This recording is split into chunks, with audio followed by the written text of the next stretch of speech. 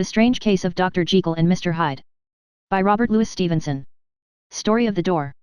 Mr. Utterson the lawyer was a man of a rugged countenance that was never lighted by a smile, cold, scanty, and embarrassed in discourse, backward in sentiment, lean, long, dusty, dreary, and yet somehow lovable. At friendly meetings, and when the wine was to his taste, something eminently human beaconed from his eye, something indeed which never found its way into his talk, but which spoke not only in these silent symbols of the after-dinner face, but more often and loudly in the acts of his life. He was austere with himself, drank gin when he was alone, to mortify a taste for vintages, and though he enjoyed the theatre, had not crossed the doors of one for 20 years. But he had an approved tolerance for others, sometimes wondering, almost with envy, at the high pressure of spirits involved in their misdeeds, and in any extremity inclined to help rather than to reprove. "I incline to Cain's heresy," he used to say quaintly, "I let my brother go to the devil in his own way." In this character, it was frequently his fortune to be the last reputable acquaintance and the last good influence in the lives of down-going men. And to such as these, so long as they came about his chambers, he never marked a shade of change in his demeanour. No doubt the feat was easy to Mr. Utterson, for he was undemonstrative at the best, and even his friendship seemed to be founded in a similar catholicity of good nature. It is the mark of a modest man to accept his friendly circle ready-made from the hands of opportunity, and that was the lawyer's way. His friends were those of his own blood or those whom he had known the longest. His affections, like ivy, were the growth of time, they implied no aptness in the object. Hence, no doubt the bond that united him to Mr. Richard Enfield, his distant kinsman, the well-known man about town. It was a nut to crack for many, what these two could see in each other, or what subject they could find in common. It was reported by those who encountered them in their Sunday walks, that they said nothing, looked singularly dull and would hail with obvious relief the appearance of a friend. For all that, the two men put the greatest store by these excursions, counted them the chief jewel of each week, and not only set aside occasions of pleasure, but even resisted the calls of business, that they might enjoy them uninterrupted. It chanced on one of these rambles that their way led them down a by-street in a busy quarter of London. The street was small and what is called quiet, but it drove a thriving trade on the weekdays. The inhabitants were all doing well, it seemed, and all emulously hoping to do better still, and laying out the surplus of their grains in coquetry, so that the shop fronts stood along that thoroughfare with an air of invitation, like rows of smiling saleswomen. Even on Sunday, when it veiled its more florid charms and lay comparatively empty of passage, the street shone out in contrast to its dingy neighborhood, like a fire in a forest, and with its freshly painted shutters, well-polished brasses, and general cleanliness and gaiety of note, instantly caught and pleased the eye of the passenger. 2 doors from one corner, on the left hand going east, the line was broken by the entry of a court, and just at that point a certain sinister block of building thrust forward its gable on the street. It was 2 stories high, showed no window, nothing but a door on the lower story and a blind forehead of discolored wall on the upper, and bore in every feature the marks of prolonged and sordid negligence. The door, which was equipped with neither bell nor knocker, was blistered and distained. Tramps slouched into the recess and struck matches on the panels, children kept shop upon the steps, the schoolboy had tried his knife on the mouldings, and for close on a generation, no one had appeared to drive away these random visitors or to repair their ravages. Mr. Enfield and the lawyer were on the other side of the by-street, but when they came abreast of the entry, the former lifted up his cane and pointed. "Did you ever remark that door?" he asked, and when his companion had replied in the affirmative, "It is connected in my mind," added he, "with a very odd story." "Indeed," said Mr. Utterson, with a slight change of voice, "and what was that?" "Well, it was this way," returned Mr. Enfield, "I was coming home from some place at the end of the world, about 3 o'clock of a black winter morning, and my way lay through a part of town where there was literally nothing to be seen but lamps. Street after street and all the folks asleep, street after street, all lighted up as if for a procession and all as empty as a church, till at last I got into that state of mind when a man listens and begins to long for the sight of a policeman. All at once, I saw 2 figures, one a little man who was stumping along eastward at a good walk, and the other a girl of maybe 8 or 10 who was running as hard as she was able down a cross street. Well, sir, the 2 ran into one another naturally enough at the corner, and then came the horrible part of the thing, for the man trampled calmly over the child's body and left her screaming on the ground. It sounds nothing to hear, but it was hellish to see. It wasn't like a man, it was like some damned juggernaut. I gave a few hello, took to my heels, collared my gentleman, and brought him back to where there was already quite a group about the screaming child. He was perfectly cool and made no resistance, but gave me one look, so ugly that it brought out the sweat on me like running.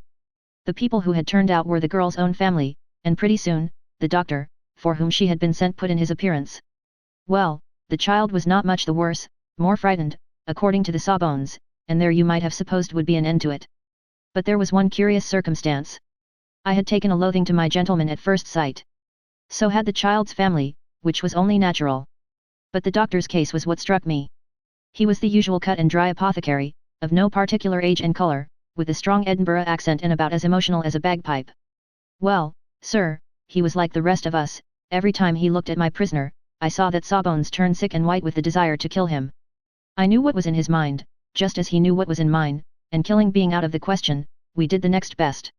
We told the man we could and would make such a scandal out of this as should make his name stink from one end of London to the other. If he had any friends or any credit, we undertook that he should lose them. And all the time, as we were pitching it in red hot, we were keeping the women off him as best we could, for they were as wild as harpies.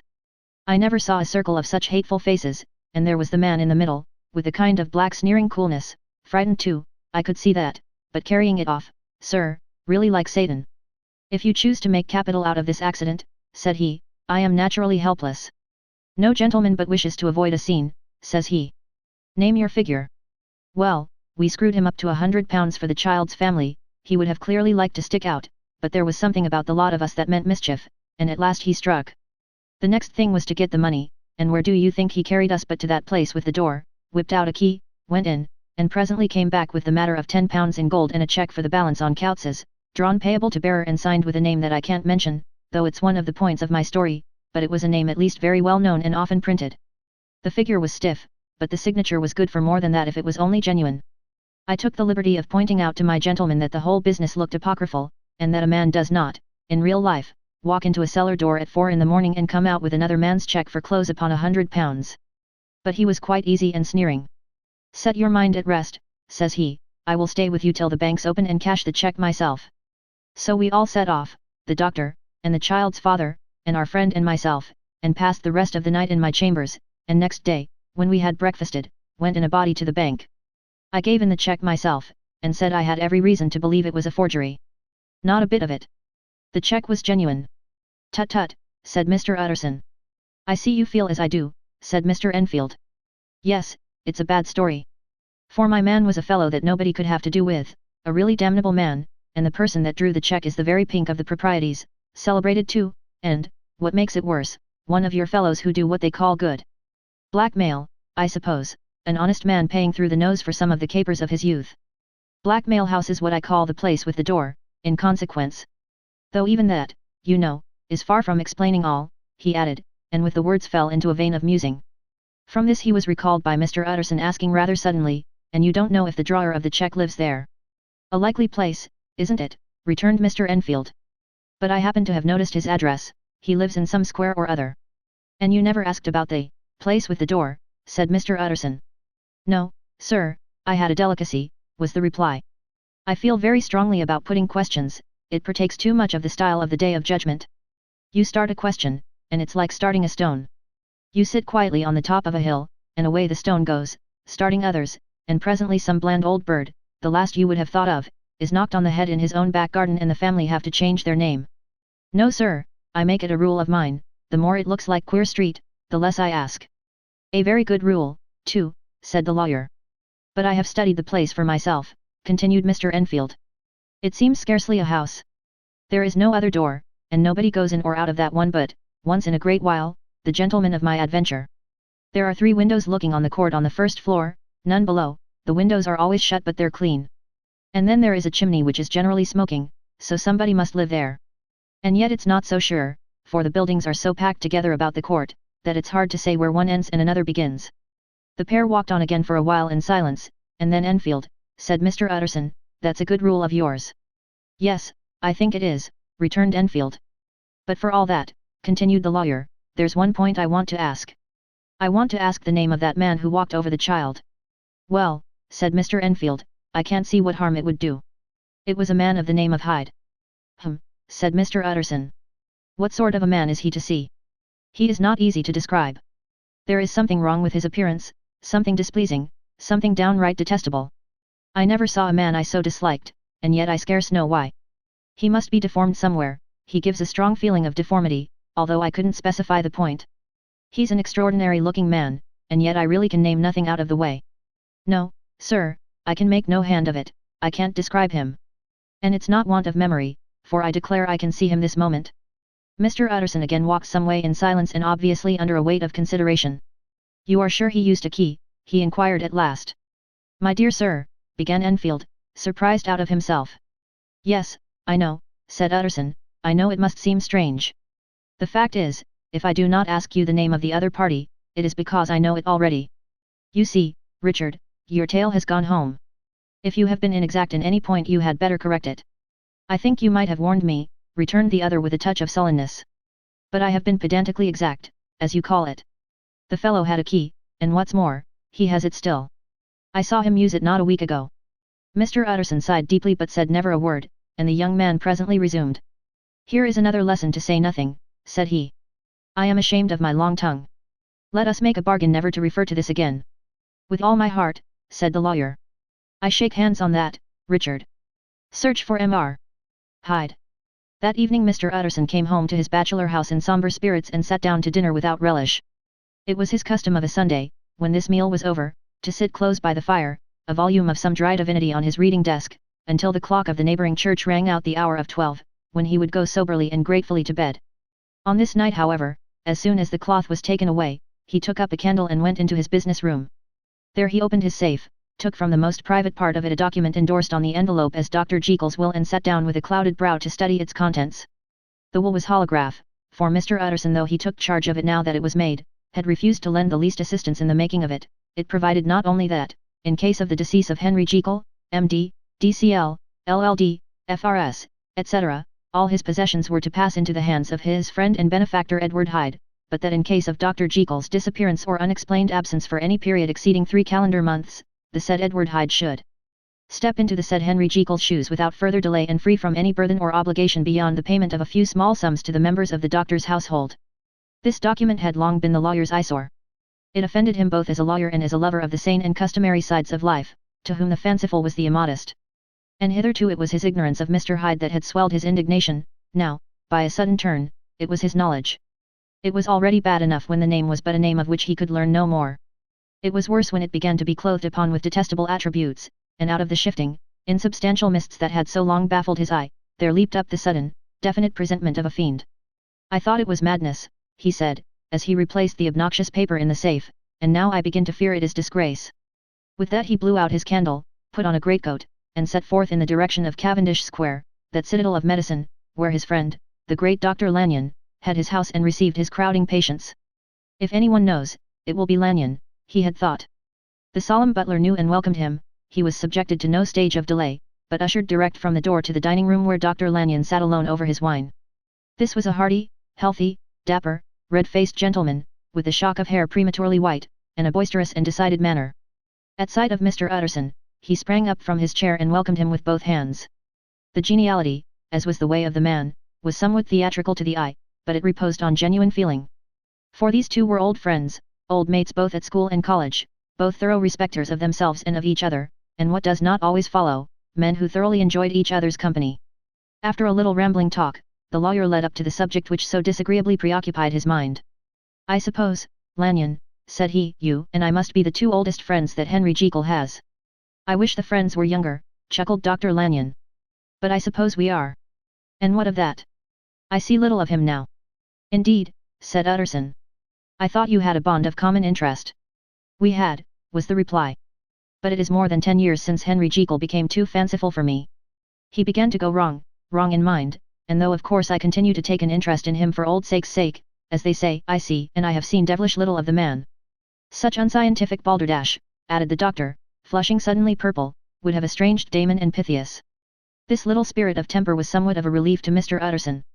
They have only differed on some point of science, he thought, and being a man of no scientific passions, except in the matter of conveyancing, he even added, it is nothing worse than that. He gave his friend a few seconds to recover his composure, and then approached the question he had come to put. Did you ever come across a protégé of his, one Hyde, he asked. Hyde, repeated Lanyon. No. Never heard of him. Since my time. That was the amount of information that the lawyer carried back with him to the great, dark bed on which he tossed to and fro, until the small hours of the morning began to grow large. It was a night of little ease to his toiling mind, toiling in mere darkness and besieged by questions. 6 o'clock struck on the bells of the church that was so conveniently near to Mr. Utterson's dwelling, and still he was digging at the problem. Hitherto it had touched him on the intellectual side alone, but now his imagination also was engaged, or rather enslaved, and as he lay and tossed in the gross darkness of the night and the curtained room, Mr. Enfield's tale went by before his mind in a scroll of lighted pictures. He would be aware of the great field of lamps of a nocturnal city, then of the figure of a man walking swiftly, then of a child running from the doctors, and then these met, and that human juggernaut trod the child down and passed on regardless of her screams. Or else he would see a room in a rich house, where his friend lay asleep, dreaming and smiling at his dreams, and then the door of that room would be opened, the curtains of the bed plucked apart, the sleeper recalled, and lo! There would stand by his side a figure to whom power was given, and even at that dead hour, he must rise and do its bidding. The figure in these two phases haunted the lawyer all night, and if at any time he dozed over, it was but to see it glide more stealthily through sleeping houses, or move the more swiftly and still the more swiftly, even to dizziness, through wider labyrinths of lamplight city, and at every street corner crush a child and leave her screaming. And still the figure had no face by which he might know it, even in his dreams, it had no face, or one that baffled him and melted before his eyes, and thus it was that there sprang up and grew apace in the lawyer's mind a singularly strong, almost an inordinate, curiosity to behold the features of the real Mr. Hyde. If he could but once set eyes on him, he thought the mystery would lighten and perhaps roll altogether away, as was the habit of mysterious things when well examined. He might see a reason for his friend's strange preference or bondage, call it which you please, and even for the startling clause of the will. At least it would be a face worth seeing, the face of a man who was without bowels of mercy, a face which had but to show itself to raise up, in the mind of the unimpressible Enfield, a spirit of enduring hatred. From that time forward, Mr. Utterson began to haunt the door in the by-street of shops. In the morning before office hours, at noon when business was plenty and time scarce, at night under the face of the fogged city moon, by all lights and at all hours of solitude or concourse, the lawyer was to be found on his chosen post. If he be Mr. Hyde, he had thought, I shall be Mr. Seek. And at last his patience was rewarded. It was a fine dry night, frost in the air, the streets as clean as a ballroom floor, the lamps, unshaken by any wind, drawing a regular pattern of light and shadow. By 10 o'clock, when the shops were closed, the by-street was very solitary and, in spite of the low growl of London from all round, very silent. Small sounds carried far, domestic sounds out of the houses were clearly audible on either side of the roadway, and the rumour of the approach of any passenger preceded him by a long time. Mr. Utterson had been some minutes at his post, when he was aware of an odd light footstep drawing near. In the course of his nightly patrols, he had long grown accustomed to the quaint effect with which the footfalls of a single person, while he is still a great way off, suddenly spring out distinct from the vast hum and clatter of the city.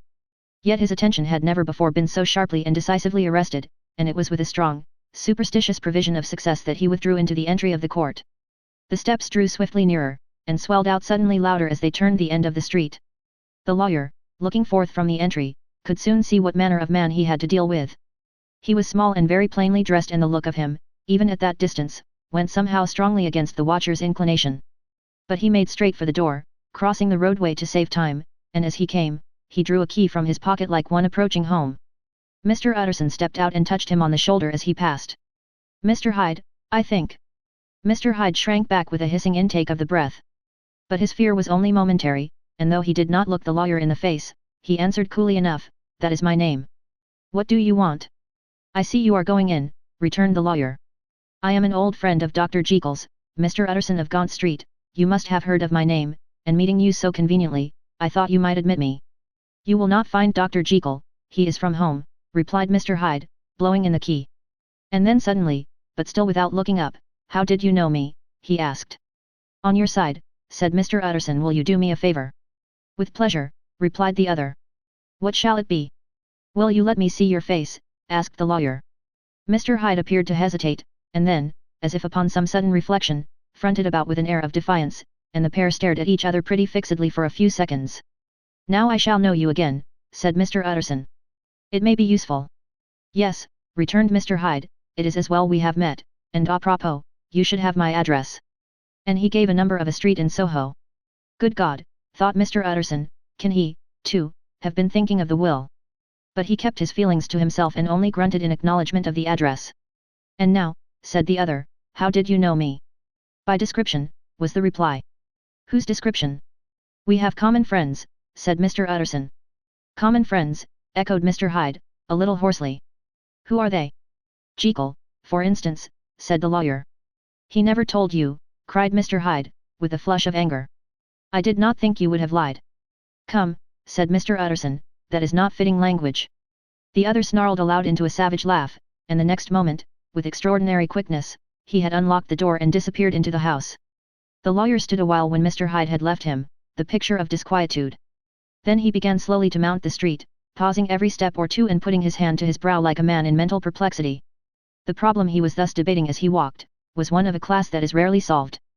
Mr. Hyde was pale and dwarfish, he gave an impression of deformity without any nameable malformation, he had a displeasing smile, he had borne himself to the lawyer with a sort of murderous mixture of timidity and boldness, and he spoke with a husky, whispering and somewhat broken voice. All these were points against him, but not all of these together could explain the hitherto unknown disgust, loathing, and fear with which Mr. Utterson regarded him. "There must be something else," said the perplexed gentleman. "There is something more, if I could find a name for it. God bless me, the man seems hardly human. Something troglodytic, shall we say? Or can it be the old story of Dr. Fell? Or is it the mere radiance of a foul soul that thus transpires through, and transfigures, its clay continent? The last, I think, for, oh my poor old Harry Jekyll, if ever I read Satan's signature upon a face, it is on that of your new friend." Round the corner from the by-street, there was a square of ancient, handsome houses, now for the most part decayed from their high estate and let in flats and chambers to all sorts and conditions of men, map engravers, architects, shady lawyers, and the agents of obscure enterprises. One house, however, second from the corner, was still occupied entire, and at the door of this, which wore a great air of wealth and comfort, though it was now plunged in darkness except for the fanlight, Mr. Utterson stopped and knocked. A well-dressed, elderly servant opened the door. "Is Dr. Jekyll at home, Poole?" asked the lawyer. "I will see, Mr. Utterson," said Poole, admitting the visitor, as he spoke, into a large, low-roofed, comfortable hall paved with flags, warmed, after the fashion of a country house, by a bright, open fire, and furnished with costly cabinets of oak. "Will you wait here by the fire, sir, or shall I give you a light in the dining room?" "Here, thank you," said the lawyer, and he drew near and leaned on the tall fender. This hall, in which he was now left alone, was a pet fancy of his friend the doctor's, and Utterson himself was wont to speak of it as the pleasantest room in London. But tonight there was a shudder in his blood, the face of Hyde sat heavy on his memory, he felt, what was rare with him, a nausea and distaste of life, and in the gloom of his spirits, he seemed to read a menace in the flickering of the firelight on the polished cabinets and the uneasy starting of the shadow on the roof. He was ashamed of his relief, when Poole presently returned to announce that Dr. Jekyll was gone out. "I saw Mr. Hyde go in by the old dissecting room, Poole," he said. "Is that right, when Dr. Jekyll is from home?" "Quite right, Mr. Utterson, sir," replied the servant. "Mr. Hyde has a key." "Your master seems to repose a great deal of trust in that young man, Poole," resumed the other musingly. "Yes, sir, he does indeed," said Poole. "We have all orders to obey him." "I do not think I ever met Mr. Hyde," asked Utterson. "Oh, dear no, sir. He never dines here," replied the butler. "Indeed we see very little of him on this side of the house, he mostly comes and goes by the laboratory." "Well, good night, Poole." "Good night, Mr. Utterson." And the lawyer set out homeward with a very heavy heart. "Poor Harry Jekyll," he thought, "my mind misgives me he is in deep waters. He was wild when he was young, a long while ago to be sure, but in the law of God, there is no statute of limitations. It must be that, the ghost of some old sin, the cancer of some concealed disgrace, punishment coming, pedi claudo, years after memory has forgotten and self-love condoned the fault." And the lawyer, scared by the thought, brooded a while on his own past, groping in all the corners of memory, lest by chance some jack-in-the-box of an old iniquity should leap to light there. His past was fairly blameless, few men could read the rolls of their life with less apprehension, yet he was humbled to the dust by the many ill things he had done, and raised up again into a sober and fearful gratitude by the many he had come so near to doing yet avoided. And then by a return on his former subject, he conceived a spark of hope. This Master Hyde, if he were studied, thought he, must have secrets of his own, black secrets, by the look of him, secrets compared to which poor Jekyll's worst would be like sunshine. Things cannot continue as they are. It turns me cold to think of this creature stealing like a thief to Harry's bedside. Poor Harry, what awakening! And the danger of it, for if this Hyde suspects the existence of the will, he may grow impatient to inherit.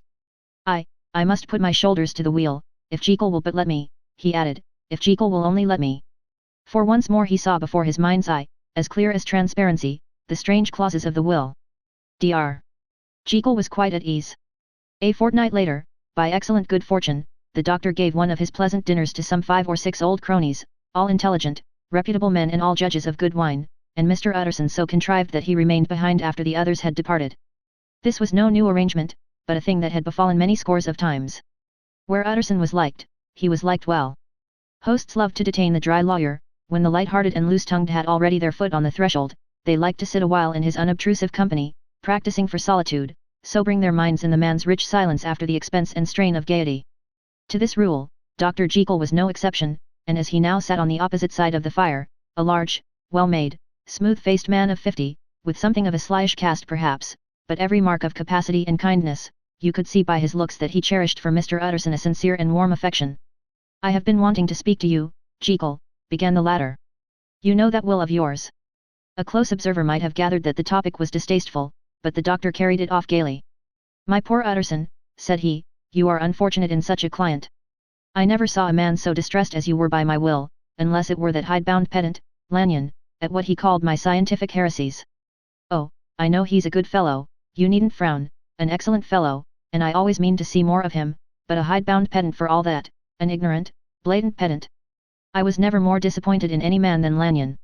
You know I never approved of it," pursued Utterson, ruthlessly disregarding the fresh topic. "My will? Yes, certainly, I know that," said the doctor, a trifle sharply. "You have told me so." "Well, I tell you so again," continued the lawyer. "I have been learning something of young Hyde." The large handsome face of Dr. Jekyll grew pale to the very lips, and there came a blackness about his eyes. "I do not care to hear more," said he. "This is a matter I thought we had agreed to drop." "What I heard was abominable," said Utterson. "It can make no change." "You do not understand my position," returned the doctor, with a certain incoherency of manner.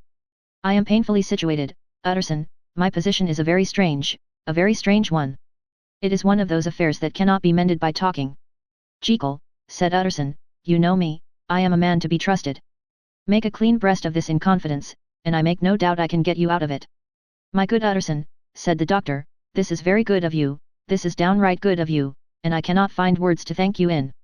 I believe you fully, I would trust you before any man alive, before myself, if I could make the choice, but indeed it isn't what you fancy, it is not as bad as that, and just to put your good heart at rest, I will tell you one thing, the moment I choose, I can be rid of Mr. Hyde. I give you my hand upon that, and I thank you again and again, and I will just add one little word, Utterson, that I'm sure you'll take in good part, this is a private matter, and I beg of you to let it sleep." Utterson reflected a little, looking in the fire. "I have no doubt you are perfectly right," he said at last, getting to his feet. "Well, but since we have touched upon this business, and for the last time I hope," continued the doctor, "there is one point I should like you to understand. I have really a very great interest in poor Hyde. I know you have seen him, he told me so, and I fear he was rude.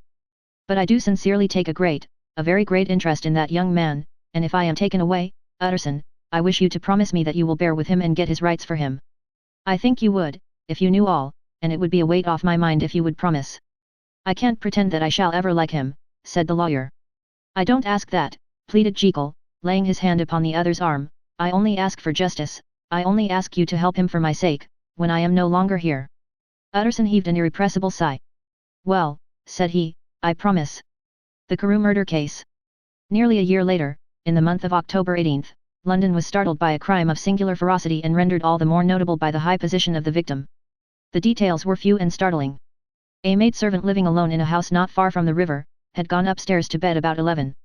Although a fog rolled over the city in the small hours, the early part of the night was cloudless, and the lane, which the maid's window overlooked, was brilliantly lit by the full moon. It seems she was romantically given, for she sat down upon her box, which stood immediately under the window, and fell into a dream of musing. Never, she used to say, with streaming tears, when she narrated that experience, never had she felt more at peace with all men or thought more kindly of the world. And as she so sat she became aware of an aged beautiful gentleman with white hair, drawing near along the lane, and advancing to meet him, another and very small gentleman, to whom at first she paid less attention. When they had come within speech, which was just under the maid's eyes, the older man bowed and accosted the other with a very pretty manner of politeness. It did not seem as if the subject of his address were of great importance, indeed, from his pointing, it sometimes appeared as if he were only inquiring his way, but the moon shone on his face as he spoke, and the girl was pleased to watch it. It seemed to breathe such an innocent and old-world kindness of disposition, yet with something high too, as of a well-founded self-content.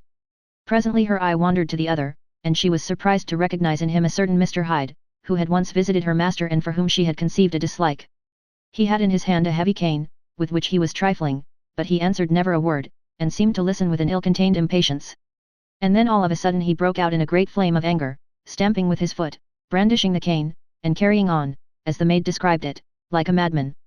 The old gentleman took a step back, with the air of one very much surprised and a trifle hurt, and at that Mr. Hyde broke out of all bounds and clubbed him to the earth.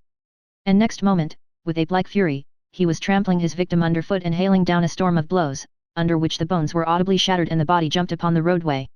At the horror of these sights and sounds, the maid fainted. It was 2 o'clock when she came to herself and called for the police. The murderer was gone long ago, but there lay his victim in the middle of the lane, incredibly mangled. The stick with which the deed had been done, although it was of some rare and very tough and heavy wood, had broken in the middle under the stress of this insensate cruelty, and one splintered half had rolled in the neighboring gutter, the other, without doubt, had been carried away by the murderer. A purse and gold watch were found upon the victim, but no cards or papers, except a sealed and stamped envelope, which he had been probably carrying to the post, and which bore the name and address of Mr. Utterson. This was brought to the lawyer the next morning, before he was out of bed, and he had no sooner seen it and been told the circumstances, than he shot out a solemn lip. "I shall say nothing till I have seen the body," said he, "this may be very serious. Have the kindness to wait while I dress." And with the same grave countenance he hurried through his breakfast and drove to the police station, whither the body had been carried. As soon as he came into the cell, he nodded. "Yes," said he, "I recognize him. I am sorry to say that this is Sir Danvers Carew." "Good God, sir," exclaimed the officer, "is it possible?" And the next moment his eye lighted up with professional ambition. "This will make a deal of noise," he said. "And perhaps you can help us to the man." And he briefly narrated what the maid had seen, and showed the broken stick. Mr. Utterson had already quailed at the name of Hyde, but when the stick was laid before him, he could doubt no longer. Broken and battered as it was, he recognized it for one that he had himself presented many years before to Henry Jekyll. "Is this Mr. Hyde a person of small stature?" he inquired. "Particularly small and particularly wicked-looking, is what the maid calls him," said the officer. Mr. Utterson reflected, and then, raising his head, "If you will come with me in my cab," he said, "I think I can take you to his house." It was by this time about 9 in the morning, and the first fog of the season.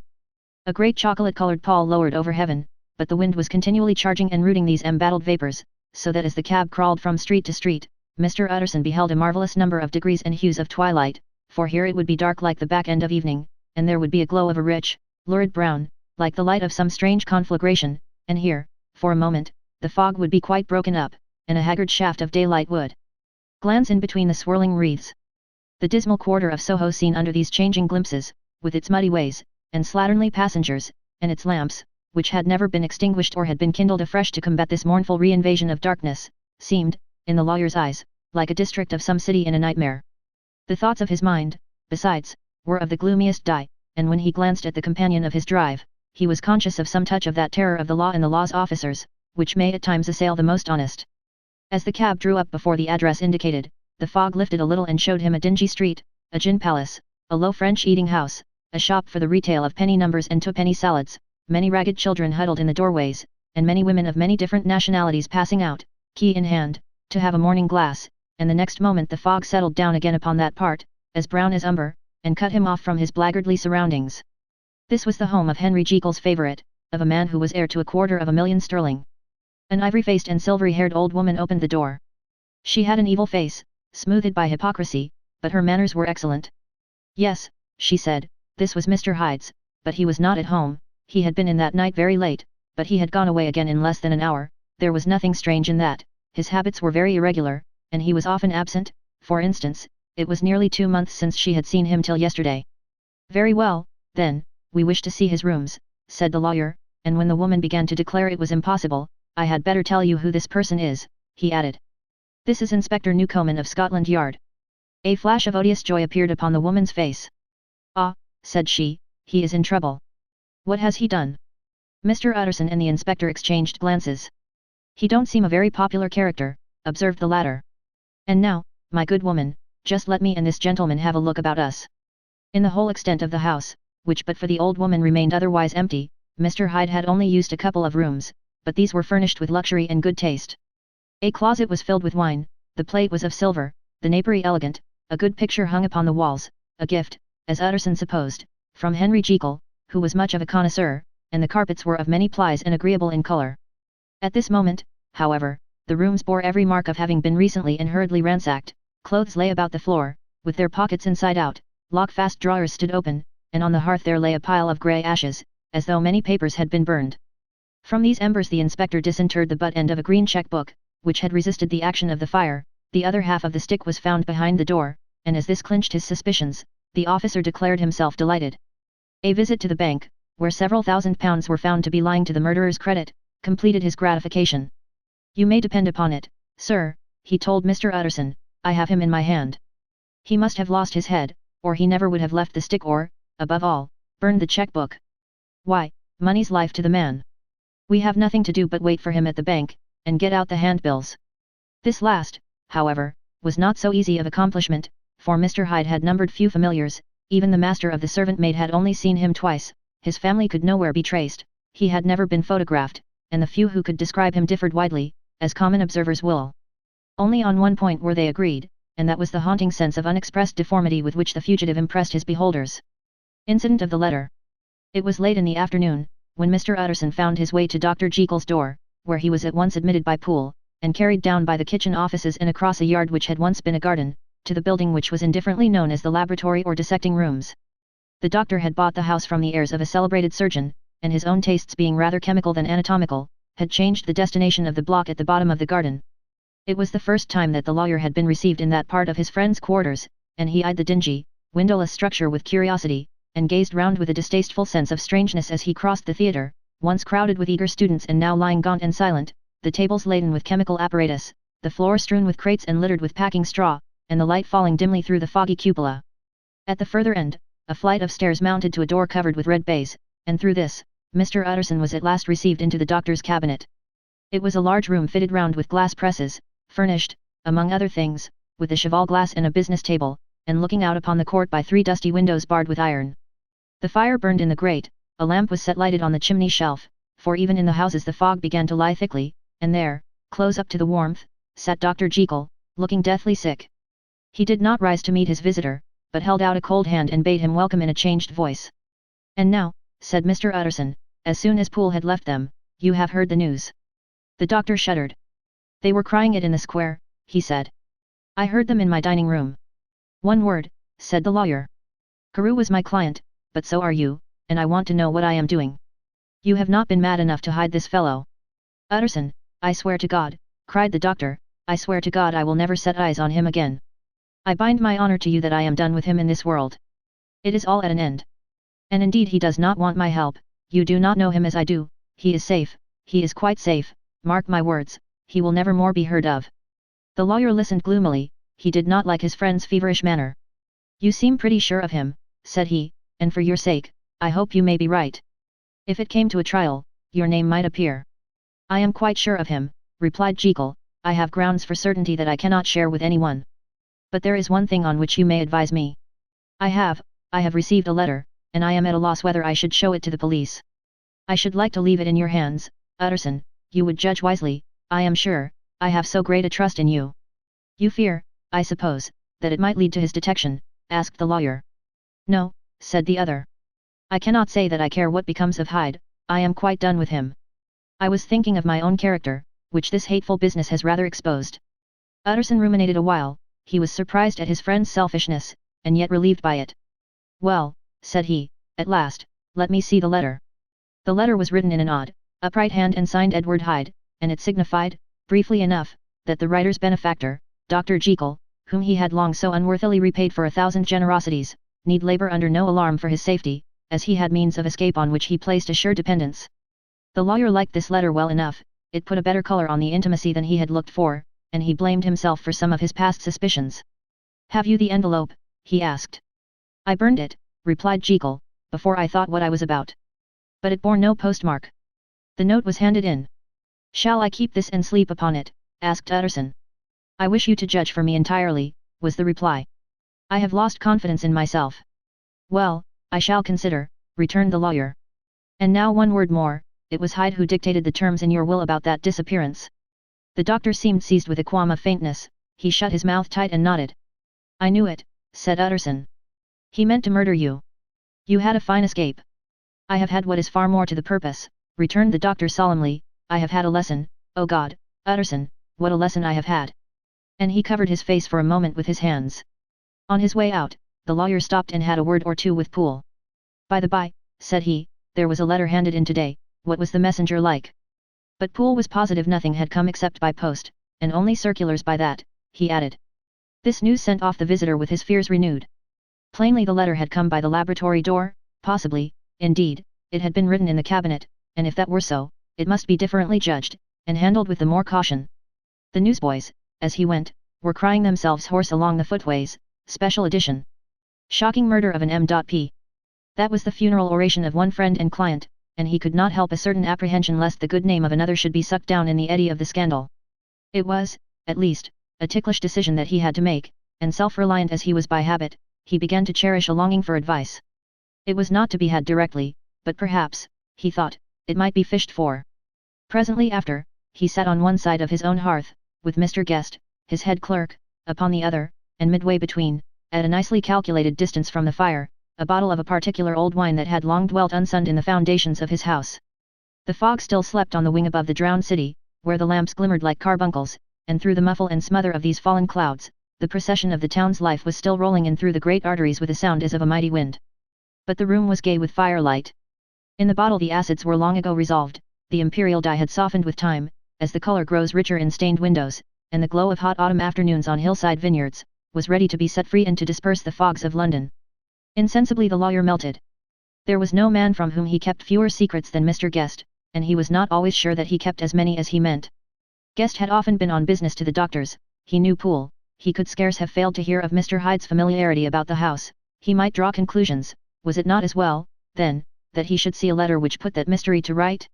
And above all, since Guest, being a great student and critic of handwriting, would consider the step natural and obliging? The clerk, besides, was a man of counsel, he could scarce read so strange a document without dropping a remark, and by that remark Mr. Utterson might shape his future course. "This is a sad business about Sir Danvers," he said. "Yes, sir, indeed. It has elicited a great deal of public feeling," returned Guest. "The man, of course, was mad." "I should like to hear your views on that," replied Utterson. "I have a document here in his handwriting, it is between ourselves, for I scarce know what to do about it, it is an ugly business at the best. But there it is, quite in your way, a murderer's autograph." Guest's eyes brightened, and he sat down at once and studied it with passion. "No sir," he said, "not mad, but it is an odd hand." "And by all accounts a very odd writer," added the lawyer. Just then the servant entered with a note. "Is that from Dr. Jekyll, sir?" inquired the clerk. "I thought I knew the writing." "Anything private, Mr. Utterson?" "Only an invitation to dinner." "Why? Do you want to see it?" "One moment." "I thank you, sir," and the clerk laid the 2 sheets of paper alongside and sedulously compared their contents. "Thank you, sir," he said at last, returning both, "it's a very interesting autograph." There was a pause, during which Mr. Utterson struggled with himself. "Why did you compare them, Guest?" he inquired suddenly. "Well, sir," returned the clerk, "there's a rather singular resemblance, the 2 hands are in many points identical, only differently sloped." "Rather quaint," said Utterson. "It is, as you say, rather quaint," returned Guest. "I wouldn't speak of this note, you know," said the master. "No, sir," said the clerk. "I understand." But no sooner was Mr. Utterson alone that night, than he locked the note into his safe, where it reposed from that time forward. "What," he thought. "Henry Jekyll forged for a murderer." And his blood ran cold in his veins. Incident of Dr. Lanyon. Time ran on, thousands of pounds were offered in reward, for the death of Sir Danvers was resented as a public injury, but Mr. Hyde had disappeared out of the ken of the police as though he had never existed. Much of his past was unearthed, indeed, and all disreputable tales came out of the man's cruelty, at once so callous and violent, of his vile life, of his strange associates, of the hatred that seemed to have surrounded his career, but of his present whereabouts, not a whisper. From the time he had left the house in Soho on the morning of the murder, he was simply blotted out, and gradually, as time drew on, Mr. Utterson began to recover from the hotness of his alarm, and to grow more at quiet with himself. The death of Sir Danvers was, to his way of thinking, more than paid for by the disappearance of Mr. Hyde. Now that that evil influence had been withdrawn, a new life began for Dr. Jekyll. He came out of his seclusion, renewed relations with his friends, became once more their familiar guest and entertainer, and whilst he had always been known for charities, he was now no less distinguished for religion. He was busy, he was much in the open air, he did good, his face seemed to open and brighten, as if with an inward consciousness of service, and for more than 2 months, the doctor was at peace. On the 8th of January Utterson had dined at the doctor's with a small party, Lanyon had been there, and the face of the host had looked from one to the other as in the old days when the trio were inseparable friends. On the 12th, and again on the 14th, the door was shut against the lawyer. The doctor was confined to the house, Poole said, and saw no one. On the 15th, he tried again, and was again refused, and having now been used for the last 2 months to see his friend almost daily, he found this return of solitude to weigh upon his spirits. The 5th night he had in guest to dine with him, and the 6th he betook himself to Dr. Lanyon's. There at least he was not denied admittance, but when he came in, he was shocked at the change which had taken place in the doctor's appearance. He had his death warrant written legibly upon his face. The rosy man had grown pale, his flesh had fallen away, he was visibly balder and older, and yet it was not so much these tokens of a swift physical decay that arrested the lawyer's notice, as a look in the eye and quality of manner that seemed to testify to some deep-seated terror of the mind. It was unlikely that the doctor should fear death, and yet that was what Utterson was tempted to suspect. Yes, he thought, he is a doctor, he must know his own state and that his days are counted, and the knowledge is more than he can bear. And yet when Utterson remarked on his ill looks, it was with an air of great firmness that Lanyon declared himself a doomed man. I have had a shock, he said, and I shall never recover. It is a question of weeks. Well, life has been pleasant, I liked it, yes, sir, I used to like it. I sometimes think if we knew all, we should be more glad to get away. Jekyll is ill, too, observed Utterson. Have you seen him? But Lanyon's face changed, and he held up a trembling hand. I wish to see or hear no more of Dr. Jekyll, he said in a loud, unsteady voice. I am quite done with that person, and I beg that you will spare me any allusion to one whom I regard as dead. Tut, tut, said Mr. Utterson, and then after a considerable pause, can't I do anything, he inquired. We are 3 very old friends, Lanyon, we shall not live to make others. Nothing can be done, returned Lanyon, ask himself. He will not see me, said the lawyer. I am not surprised at that, was the reply. Some day, Utterson, after I am dead, you may perhaps come to learn the right and wrong of this. I cannot tell you. And in the meantime, if you can sit and talk with me of other things, for God's sake, stay and do so, but if you cannot keep clear of this accursed topic, then in God's name, go, for I cannot bear it. As soon as he got home, Utterson sat down and wrote to Jekyll, complaining of his exclusion from the house, and asking the cause of this unhappy break with Lanyon, and the next day brought him a long answer, often very pathetically worded, and sometimes darkly mysterious in drift. The quarrel with Lanyon was incurable. I do not blame our old friend, Jekyll wrote, but I share his view that we must never meet. I mean from henceforth to lead a life of extreme seclusion. You must not be surprised, nor must you doubt my friendship, if my door is often shut even to you. You must suffer me to go my own dark way. I have brought on myself a punishment and a danger that I cannot name. If I am the chief of sinners, I am the chief of sufferers also. I could not think that this earth contained a place for sufferings and terrors so unmanning, and you can do but one thing, Utterson, to lighten this destiny, and that is to respect my silence. Utterson was amazed, the dark influence of Hyde had been withdrawn, the doctor had returned to his old tasks and amities. A week ago, the prospect had smiled with every promise of a cheerful and an honoured age, and now in a moment friendship and peace of mind, and the whole tenor of his life were wrecked. So great and unprepared a change pointed to madness, but in view of Lanyon's manner and words, there must lie for it some deeper ground. A week afterwards Dr. Lanyon took to his bed, and in something less than a fortnight he was dead. The night after the funeral, at which he had been sadly affected, Utterson locked the door of his business room, and sitting there by the light of a melancholy candle, drew out and set before him an envelope addressed by the hand and sealed with the seal of his dead friend. Private, for the hands of G.J. Utterson alone, and in case of his predeceased to be destroyed unread, so it was emphatically superscribed, and the lawyer dreaded to behold the contents. I have buried one friend today, he thought, what if this should cost me another? And then he condemned the fear as a disloyalty, and broke the seal. Within there was another enclosure, likewise sealed, and marked upon the cover as not to be opened till the death or disappearance of Dr. Henry Jekyll. Utterson could not trust his eyes. Yes, it was disappearance, here again, as in the mad will which he had long ago restored to its author, here again were the idea of a disappearance and the name of Henry Jekyll bracketed. But in the will, that idea had sprung from the sinister suggestion of the man Hyde, it was set there with a purpose all too plain and horrible. Written by the hand of Lanyon, what should it mean? A great curiosity came on the trustee, to disregard the prohibition and dive at once to the bottom of these mysteries, but professional honour and faith to his dead friend were stringent obligations, and the packet slept in the inmost corner of his private safe.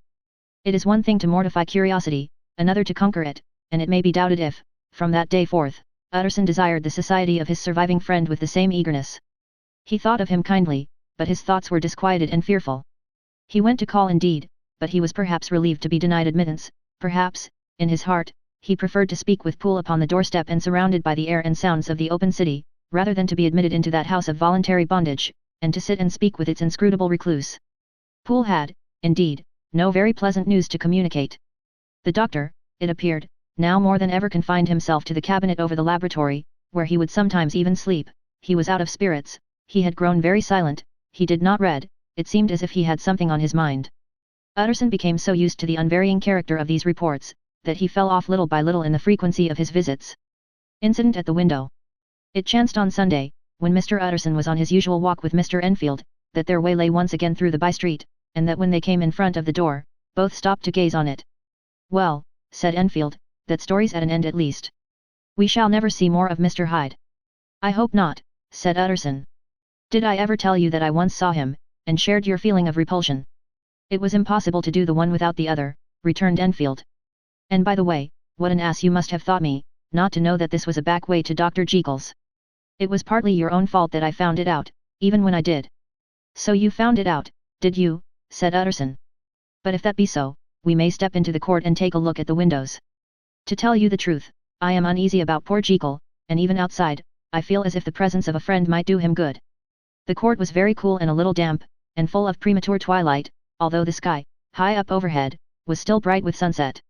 The middle one of the three windows was halfway open, and sitting close beside it, taking the air with an infinite sadness of mien, like some disconsolate prisoner, Utterson saw Dr. Jekyll. "What? Jekyll," he cried. "I trust you are better." "I am very low, Utterson," replied the doctor drearily, "very low. It will not last long, thank God." "You stay too much indoors," said the lawyer. "You should be out, whipping up the circulation like Mr. Enfield and me.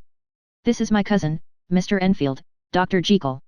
Come now, get your hat and take a quick turn with us." "You are very good," sighed the other. "I should like to very much, but no, it is quite impossible, I dare not. But indeed, Utterson, I am very glad to see you, this is really a great pleasure. I would ask you and Mr. Enfield up, but the place is really not fit." "Why, then," said the lawyer, good-naturedly, "the best thing we can do is to stay down here and speak with you from where we are." "That is just what I was about to venture to propose," returned the doctor with a smile. But the words were hardly uttered, before the smile was struck out of his face and succeeded by an expression of such abject terror and despair, as froze the very blood of the two gentlemen below. They saw it but for a glimpse, for the window was instantly thrust down, but that glimpse had been sufficient, and they turned and left the court without a word. In silence, too, they traversed the by-street, and it was not until they had come into a neighbouring thoroughfare, where even upon a Sunday there were still some stirrings of life, that Mr. Utterson at last turned and looked at his companion. They were both pale, and there was an answering horror in their eyes. "God forgive us, God forgive us," said Mr. Utterson. But Mr. Enfield only nodded his head very seriously, and walked on once more in silence. The last night. Mr. Utterson was sitting by his fireside one evening after dinner, when he was surprised to receive a visit from Poole. "Bless me, Poole, what brings you here?" he cried, and then taking a second look at him, "What ails you?" he added, "is the doctor ill?" "Mr. Utterson," said the man, "there is something wrong." "Take a seat, and here is a glass of wine for you," said the lawyer. "Now, take your time, and tell me plainly what you want." "You know the doctor's ways, sir," replied Poole, "and how he shuts himself up." "Well, he's shut up again in the cabinet, and I don't like it, sir. I wish I may die if I like it." "Mr. Utterson, sir, I'm afraid." "Now, my good man," said the lawyer, "be explicit. What are you afraid of?" "I've been afraid for about a week," returned Poole, doggedly disregarding the question, "and I can bear it no more." The man's appearance amply bore out his words. His manner was altered for the worse, and except for the moment when he had first announced his terror, he had not once looked the lawyer in the face. Even now, he sat with the glass of wine untasted on his knee, and his eyes directed to a corner of the floor. "I can bear it no more," he repeated. "Come," said the lawyer, "I see you have some good reason, Poole, I see there is something seriously amiss. Try to tell me what it is." "I think there's been foul play," said Poole, hoarsely. "Foul play," cried the lawyer, a good deal frightened and rather inclined to be irritated in consequence. "What foul play? What does the man mean?" "I daren't say, sir," was the answer, "but will you come along with me and see for yourself?" Mr. Utterson's only answer was to rise and get his hat and greatcoat, but he observed with wonder the greatness of the relief that appeared upon the butler's face, and perhaps with no less, that the wine was still untasted when he set it down to follow. It was a wild, cold, seasonable night of March, with the pale moon, lying on her back as though the wind had tilted her, and flying rack of the most diaphanous and lawny texture. The wind made talking difficult, and flecked the blood into the face. It seemed to have swept the streets unusually bare of passengers, besides, for Mr. Utterson thought he had never seen that part of London so deserted. He could have wished it otherwise, never in his life had he been conscious of so sharp a wish to see and touch his fellow creatures, for struggle as he might, there was borne in upon his mind a crushing anticipation of calamity. The square, when they got there, was full of wind and dust, and the thin trees in the garden were lashing themselves along the railing. Poole, who had kept all the way a pace or two ahead, now pulled up in the middle of the pavement, and in spite of the biting weather, took off his hat and mopped his brow with a red pocket handkerchief. But for all the hurry of his coming, these were not the dews of exertion that he wiped away, but the moisture of some strangling anguish, for his face was white and his voice, when he spoke, harsh and broken. "Well, sir," he said, "here we are, and God grant there be nothing wrong." "Amen, Poole," said the lawyer. Thereupon the servant knocked in a very guarded manner, the door was opened on the chain, and a voice asked from within, "Is that you, Poole?" "It's all right," said Poole. "Open the door." The hall, when they entered it, was brightly lighted up, the fire was built high, and about the hearth the whole of the servants, men and women, stood huddled together like a flock of sheep. At the sight of Mr. Utterson, the housemaid broke into hysterical whimpering, and the cook, crying out "Bless God, it's Mr. Utterson," ran forward as if to take him in her arms. What? Are you all here?" said the lawyer peevishly. "Very irregular, very unseemly, your master would be far from pleased." "They're all afraid," said Poole. Blank silence followed, no one protesting, only the maid lifted her voice and now wept loudly. "Hold your tongue," Poole said to her, with a ferocity of accent that testified to his own jangled nerves, and indeed, when the girl had so suddenly raised the note of her lamentation, they had all started and turned towards the inner door with faces of dreadful expectation. "And now," continued the butler, addressing the knife boy, "reach me a candle, and we'll get this through hands at once." And then he begged Mr. Utterson to follow him, and led the way to the back garden. "Now, sir," said he, "you come as gently as you can. I want you to hear, and I don't want you to be heard. And see here, sir, if by any chance he was to ask you in, don't go." Mr. Utterson's nerves, at this unlooked-for termination, gave a jerk that nearly threw him from his balance, but he recollected his courage and followed the butler into the laboratory building through the surgical theatre, with its lumber of crates and bottles, to the foot of the stair. Here Poole motioned him to stand on one side and listen, while he himself, setting down the candle and making a great and obvious call on his resolution, mounted the steps and knocked with a somewhat uncertain hand on the red baize of the cabinet door.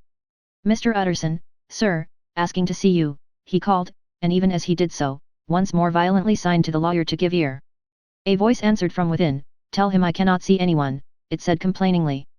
"Thank you, sir," said Poole, with a note of something like triumph in his voice, and taking up his candle, he led Mr. Utterson back across the yard and into the great kitchen, where the fire was out and the beetles were leaping on the floor.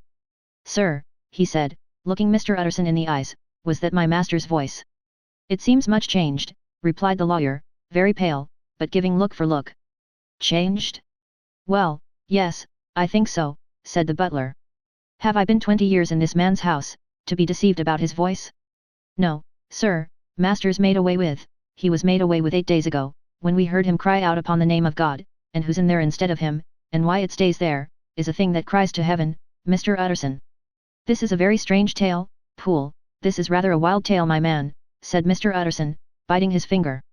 "Suppose it were as you suppose, supposing Dr. Jekyll to have been, well, murdered, what could induce the murderer to stay? That won't hold water, it doesn't commend itself to reason." "Well, Mr. Utterson, you are a hard man to satisfy, but I'll do it yet," said Poole. "All this last week, you must know, him, or it, whatever it is that lives in that cabinet, has been crying night and day for some sort of medicine and cannot get it to his mind. It was sometimes his way, the master's, that is, to write his orders on a sheet of paper and throw it on the stair. We've had nothing else this week back, nothing but papers, and a closed door, and the very meals left there to be smuggled in when nobody was looking. Well, sir, every day, and twice and thrice in the same day, there have been orders and complaints, and I have been sent flying to all the wholesale chemists in town. Every time I brought the stuff back, there would be another paper telling me to return it, because it was not pure, and another order to a different firm.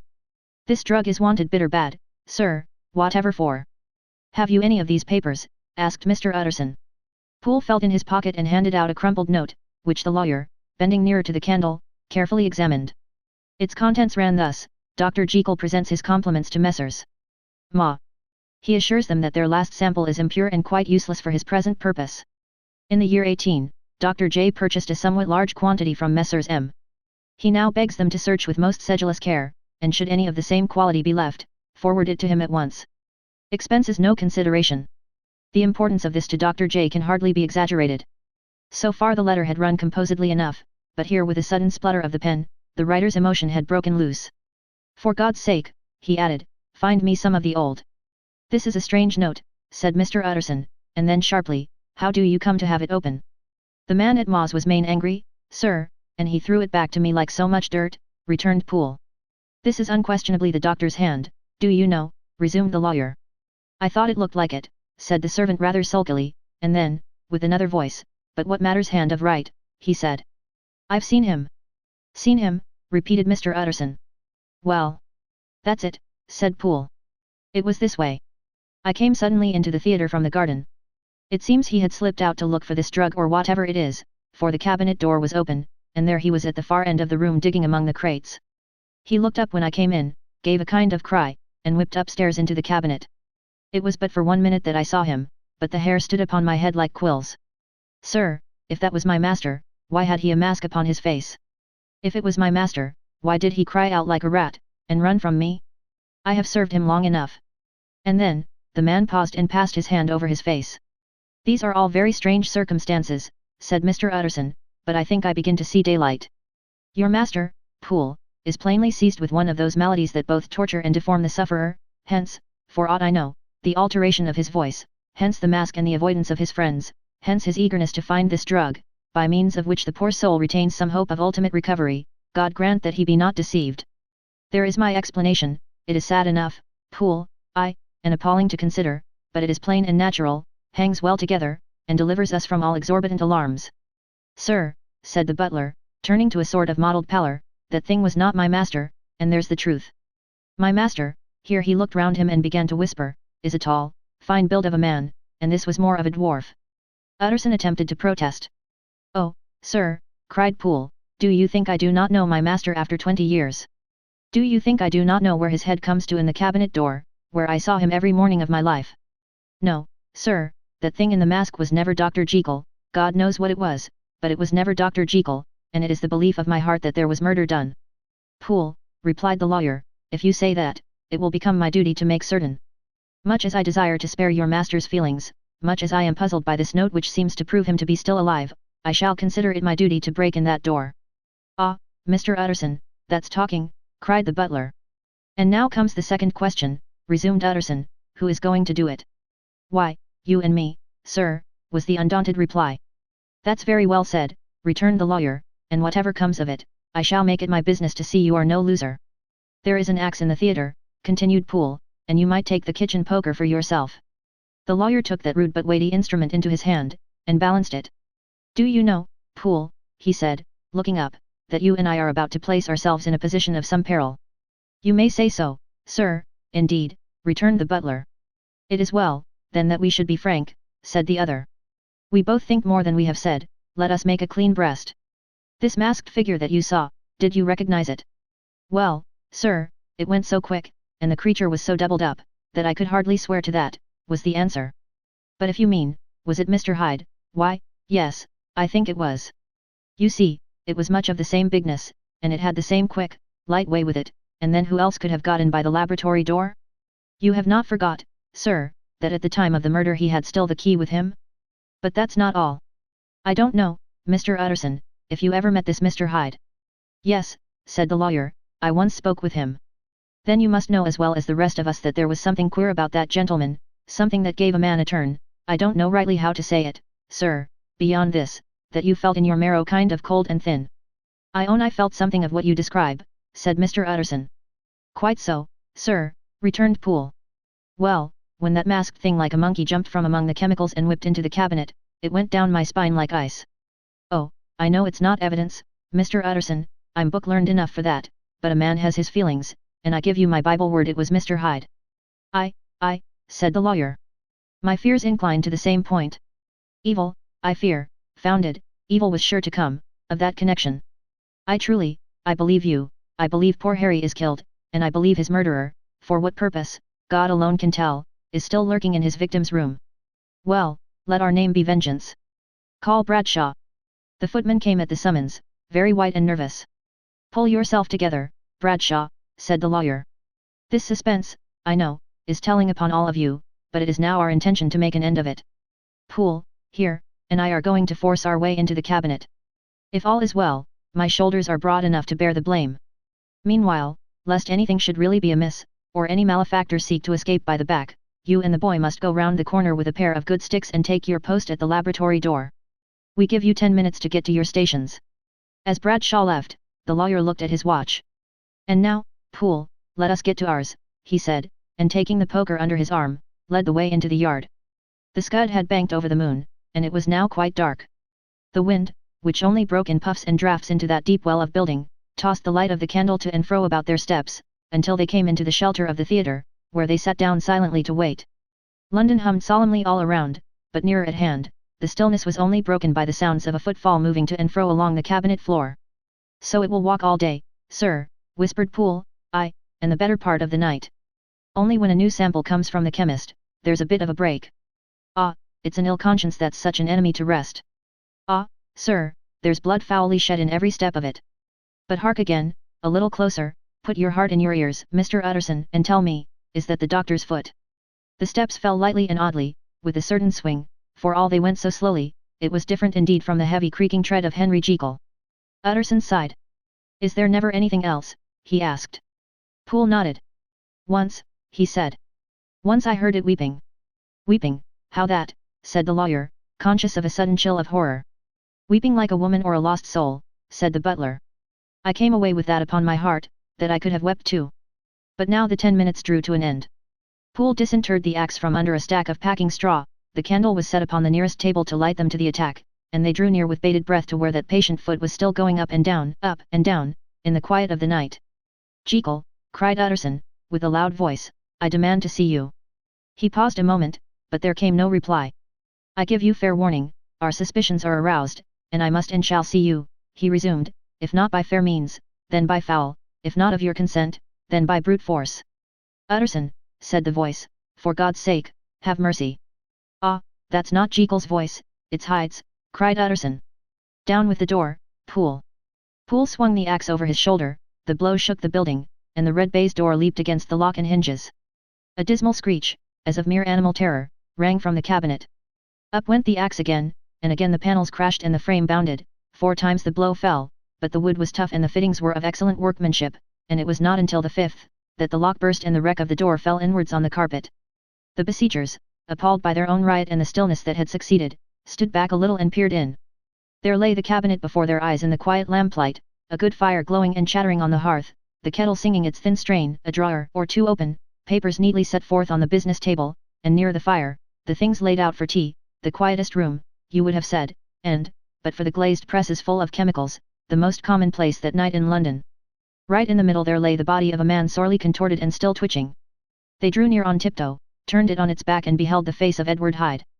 He was dressed in clothes far too large for him, clothes of the doctor's bigness, the cords of his face still moved with a semblance of life, but life was quite gone, and by the crushed phial in the hand and the strong smell of kernels that hung upon the air, Utterson knew that he was looking on the body of a self-destroyer.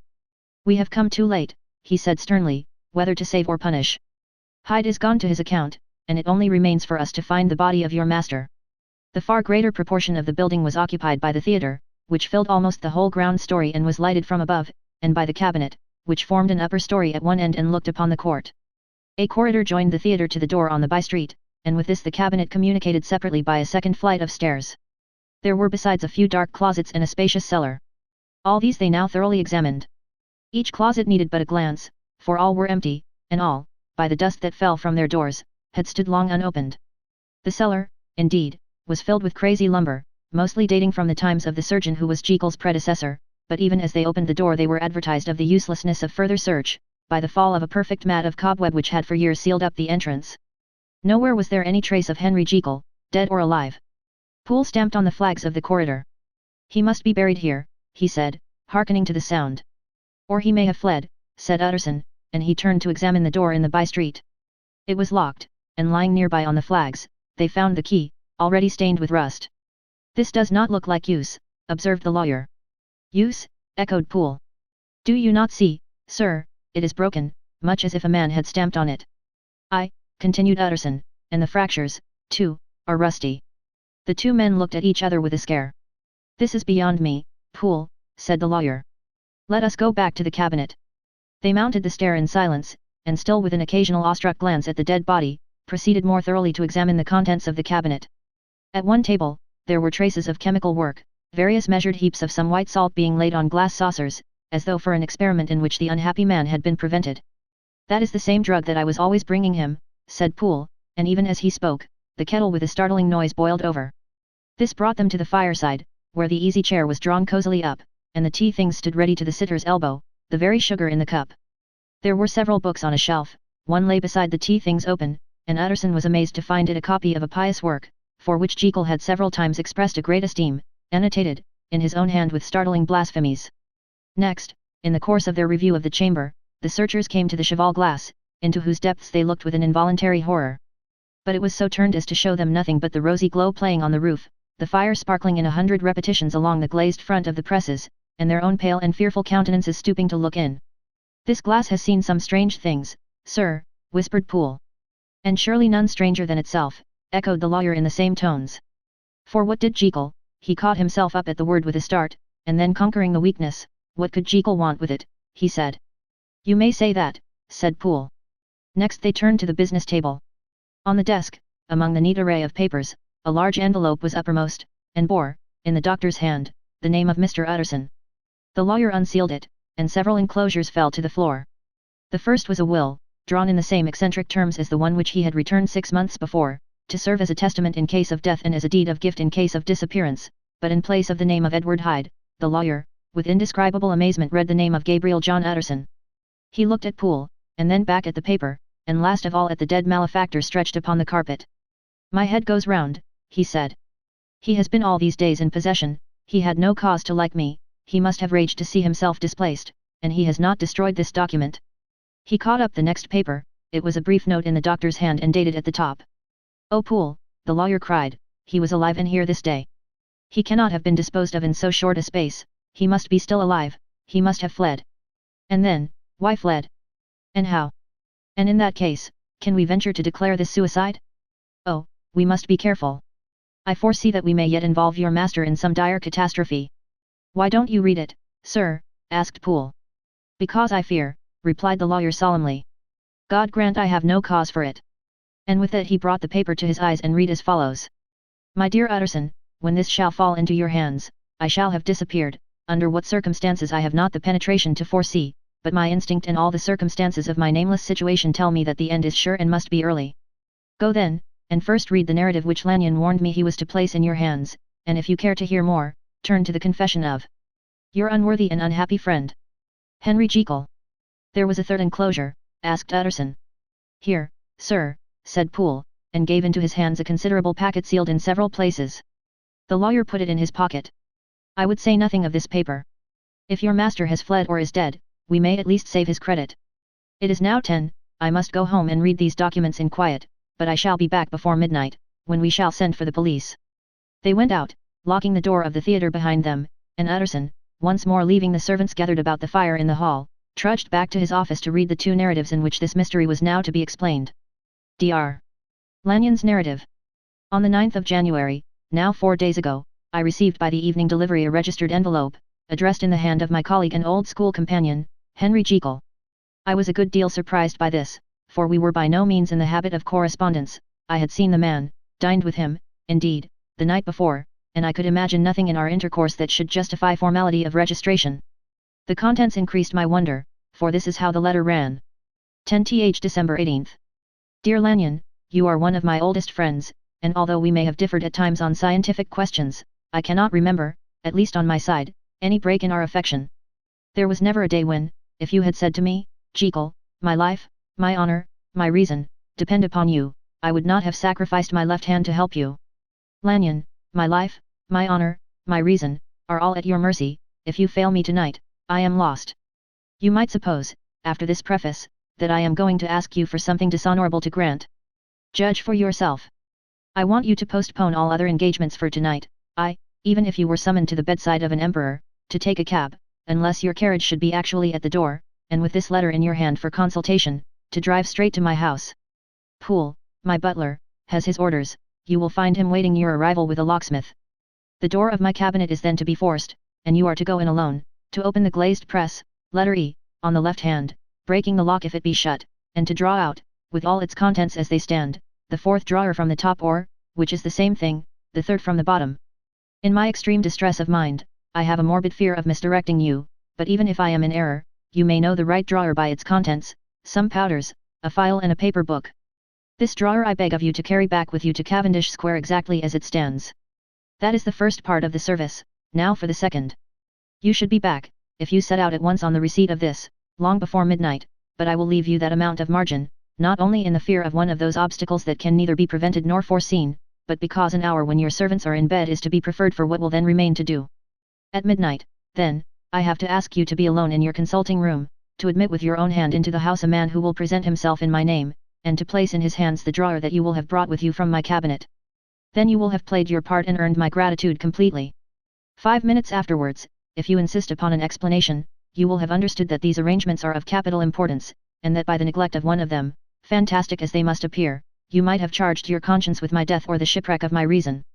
Confident as I am that you will not trifle with this appeal, my heart sinks and my hand trembles at the bare thought of such a possibility.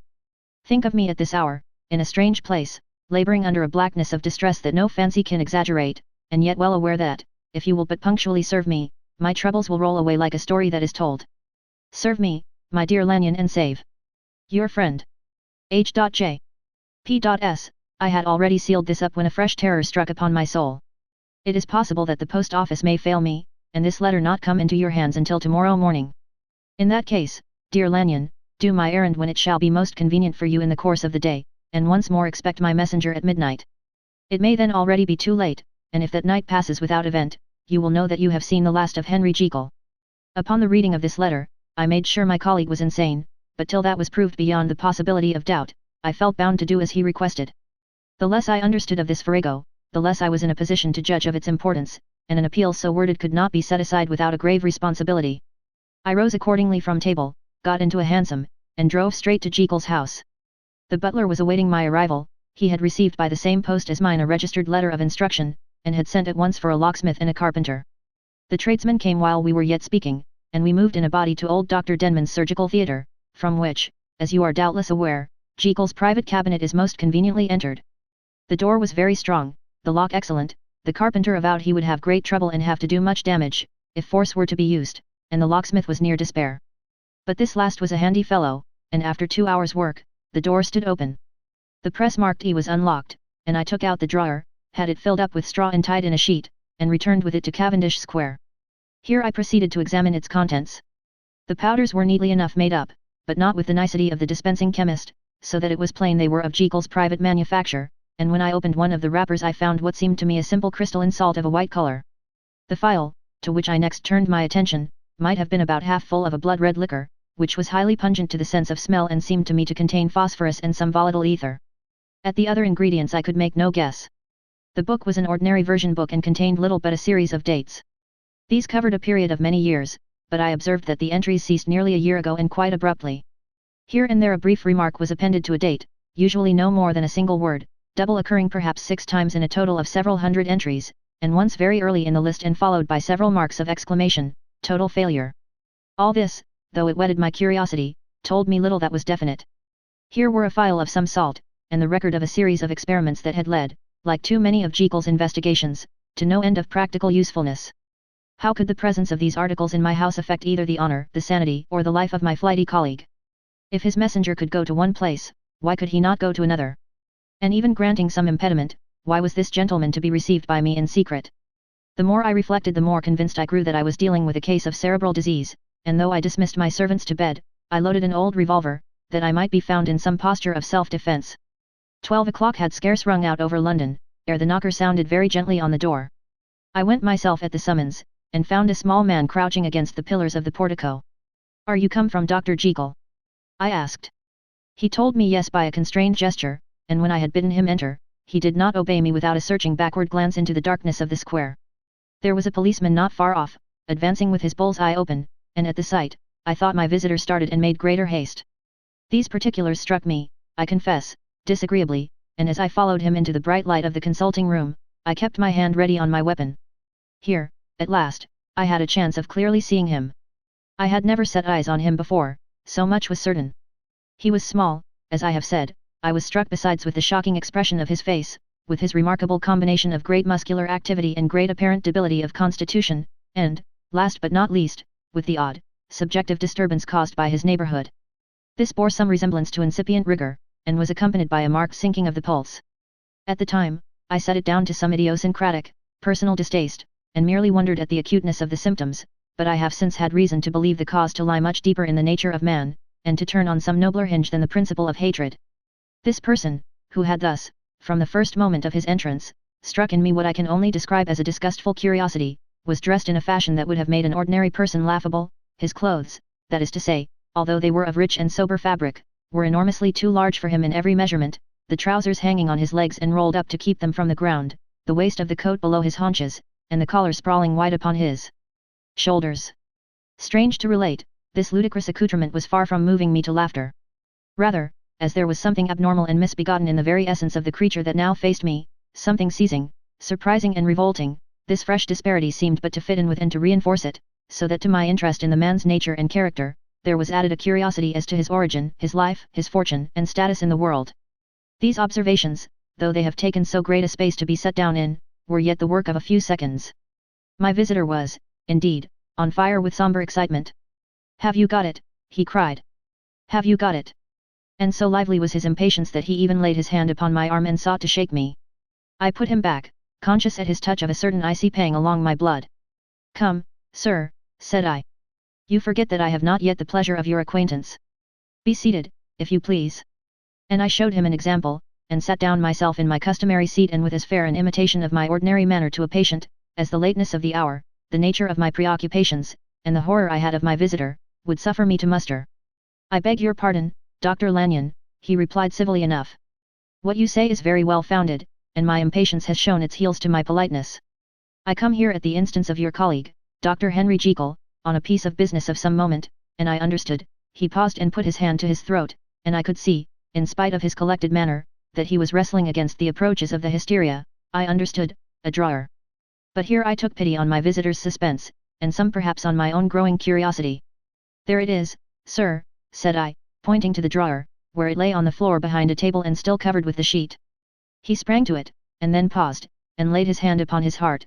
I could hear his teeth grate with the convulsive action of his jaws, and his face was so ghastly to see that I grew alarmed both for his life and reason. "Compose yourself," said I. He turned a dreadful smile to me, and as if with the decision of despair, plucked away the sheet. At sight of the contents, he uttered one loud sob of such immense relief that I sat petrified. And the next moment, in a voice that was already fairly well under control, "Have you a graduated glass?" he asked. I rose from my place with something of an effort and gave him what he asked. He thanked me with a smiling nod, measured out a few minims of the red tincture and added one of the powders.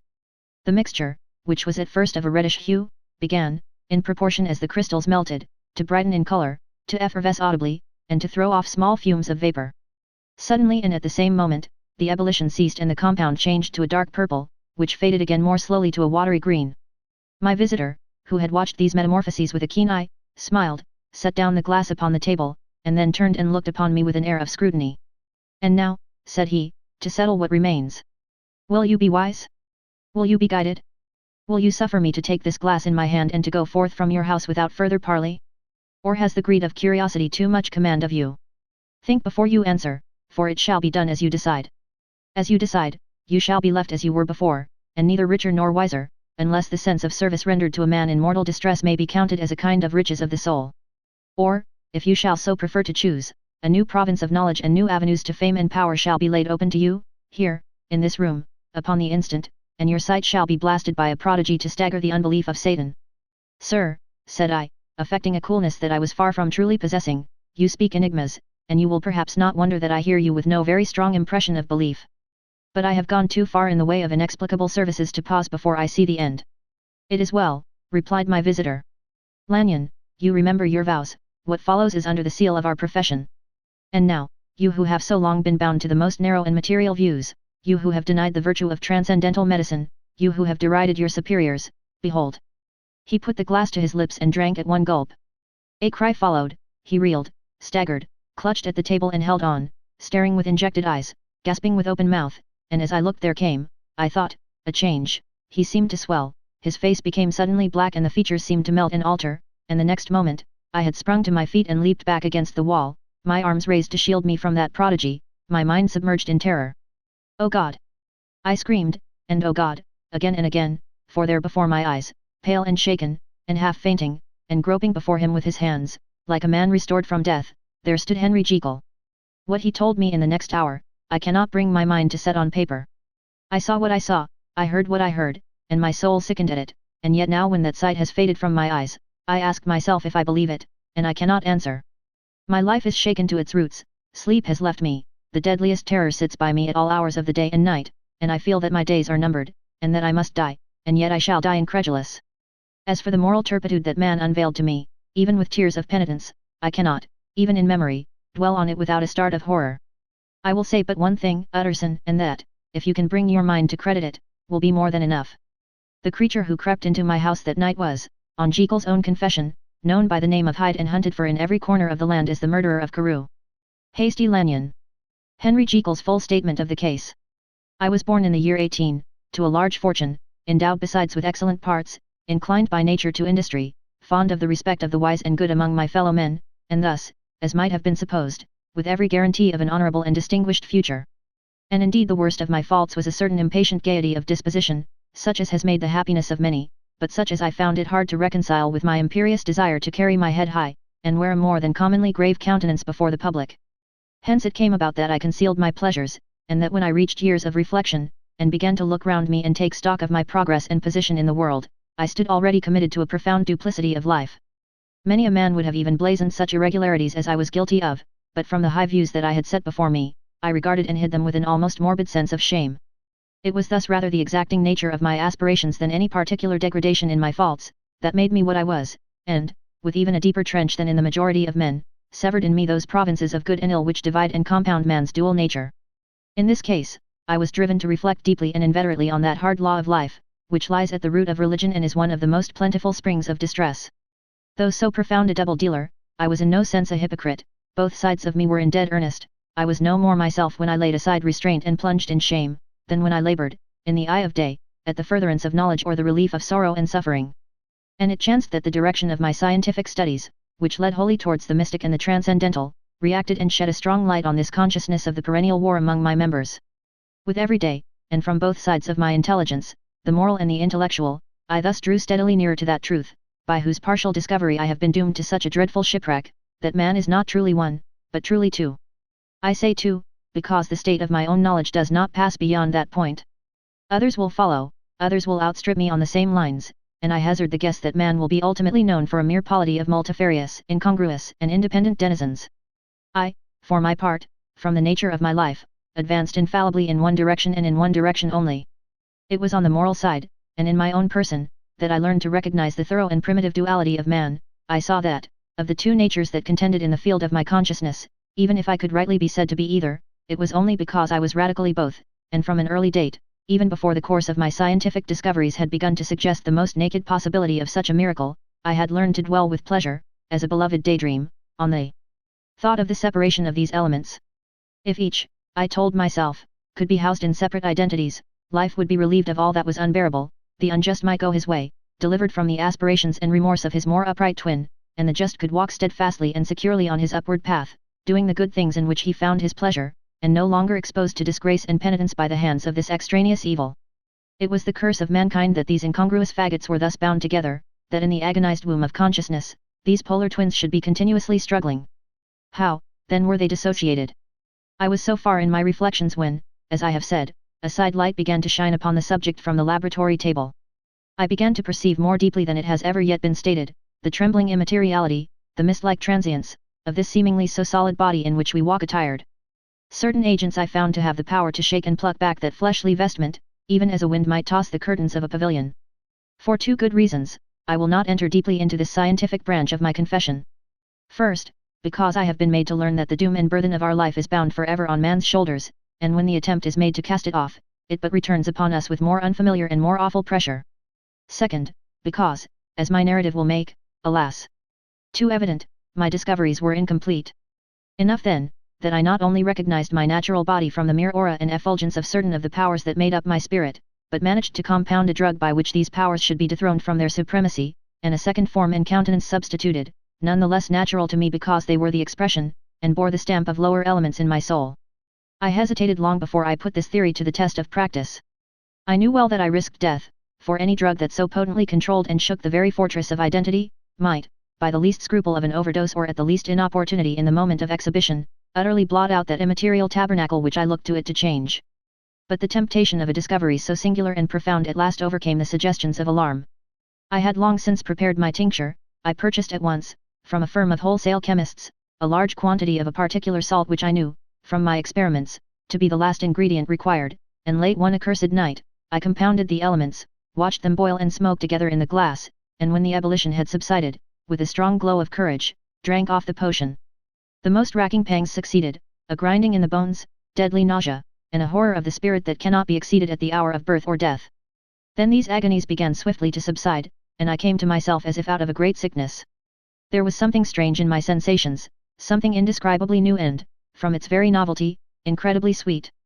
I felt younger, lighter, happier in body. Within I was conscious of a heady recklessness, a current of disordered sensual images running like a mill race in my fancy, a solution of the bonds of obligation, an unknown but not an innocent freedom of the soul.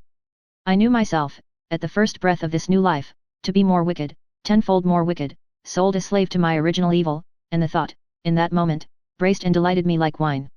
I stretched out my hands, exulting in the freshness of these sensations, and in the act, I was suddenly aware that I had lost in stature.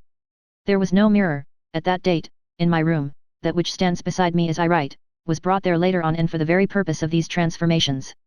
The night, however, was far gone into the morning, black as it was nearly ripe for the conception of the day. The inmates of my house were locked in the most rigorous hours of slumber, and I determined, flushed as I was with hope and triumph, to venture in my new shape as far as to my bedroom.